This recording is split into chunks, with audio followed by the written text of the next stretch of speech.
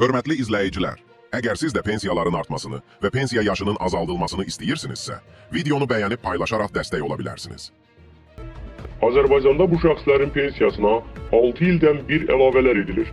İqtisadçı, Azərbaycanda əhalinin orta yaş həddi o qədər də yüksək deyil. Bu göstərici kişilərdə 71, qadınlarda isə 74 ildir. Həmin dövrdə pensiya yaşının artırılması barədə qərarın qəbul edilməsinə təsir edən faktor isə əmək məhsuldarlığının və orta ömrün artması deyil, pensiya dövrünün azalmasıdır. Xəbərə doğru xəbər verir ki, bunu ARB24-ün də baş verir verilişində açıqlamasında politoloq Rəşad Həsənov deyib. O bildirib ki, məqsəd dövlət büdcəsindən və Dövlət Sosial Müdafiə Fondundan bununla əlaqədar ayrılan vəsaitlərin həzminin bu istiqamətdə toplanan vəsaitlərə uyğunlaşdırılmasıdır. Əmək bazarının leqallaşdırılması barədə qərar qəbul edilməsi və bu istiqamətdə işlərin daha çevik həyata keçirilməsi daha yaxşı olardı, deyə qeyd edib.